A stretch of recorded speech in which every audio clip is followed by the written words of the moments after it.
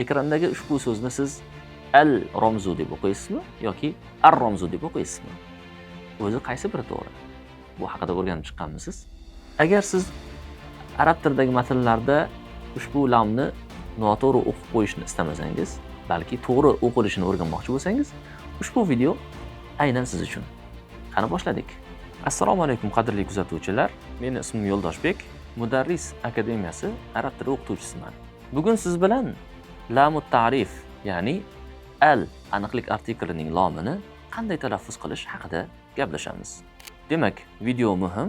Shuning uchun hoziroq videoni arab tiliga qiziqadigan yoki o'rganayotgan tanishlaringizga jo'natib qo'ying. Al artikli o'zi nima?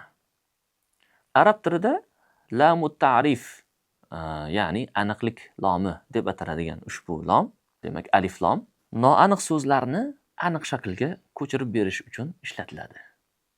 Masalan, qalamun qandaydir bir qalam. Al-qalam ushbu qalam. Bu yerda aynan bitta dona qalamni nazarda tutgan hisoblanadi. Ya'ni qalam desak, qandaydir bir qalam, unga demak barcha qalamlar kirib ketishi mumkin. Lekin gapiruvchi aynan bitta qalamni qasd qilib maqsad qilgan bo'lsa, u paytda endi al-qalam deya boshiga al qo'shib ishlatadi. Demak, bu yerda ko'rganingizdek, ism noaniq shakldan aniq shaklga ko'chadi. Endi ushbu lamut ta'rifni qanday talaffuz qilinadi? Ushbu savolga javob berish uchun avvalo arab tilidagi boshqa harflarni ikkiga ajratib o'rganib chiqishimiz kerak bo'ladi. Demak, al aniqlik artiklining lomi arab tilidagi mad harflaridan tashqari qolgan 28 ta harfga yo'liqqanda gohida alning lomini aniq bildirib o'qish kerak bo'ladi, gohida esa davomidagi harfga qo'shib yuborish, ya'ni idg'om qilish kerak bo'ladi. Demak, e'tibor bering.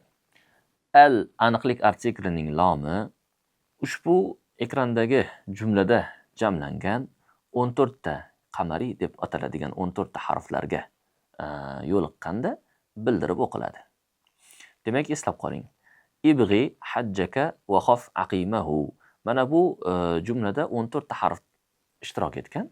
Mana shu 14 ta harfga yo'liqqanda, ya'ni 14 ta harfdan biriga yo'liqqanda al artiklining lomini albatta bildirib o'qishimiz kerak bo'ladi. Masalan, al-iznu, al-baladu, al-jibalu, al-hablu, al-khabaru, al-aybu, al-ghuyubu, al-fikru, al-qalbu, al-kafalatu, al-maliku, al-waladu, al-hilalu, al-yawmu. Ko'rganingizdek, ushbu 14 ta harfga yo'liqqanda al artiklining lomini biz bildirib o'qishimiz kerak bo'ladi. Endi yana 14 ta harf, ya'ni bu yerda mad harflari chiqib ketdi. Shunda, demak, yana 14 ta harf qoldi bizda.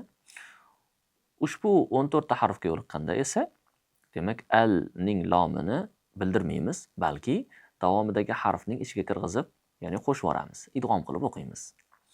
Bu 14 ta harfni yodlab olish oson. Agar siz alifboni tartibi bilan yodlagan bo'lsangiz, e'tibor bering. Boshida 3-4 harfimiz ta bilan fa. Undan keyin daldan zogacha bo'lgan 10 ta harf. Dal, zal, ro, zay, sin, shin, soddod, to, zo. Va undan keyin oxirida lam bilan nun. Demak 14 ta harf. Bularning har biriga al artiklining lomi yo'liqsa, demak, albatta idg'om qilib, ya'ni l ni bildirmasdan, balki o'sha harfning ichiga kirgizib o'qiladi. Masalan, at-taba'u, as-samaru, ad-dalalatu, az-zakiyyu, ar-ramzu, az-zabadu, as-sabilu, الشأن، الصوم، الضرور الطويل الظن اللبن النية. Mana bu shaklda. Video mana shu joyda o'z nihoyasiga yetdi. Agar video sizga yoqqan bo'lsa, like bosing. Ko'proq videolarni o'tkazib yubormaslik uchun obuna bo'ling.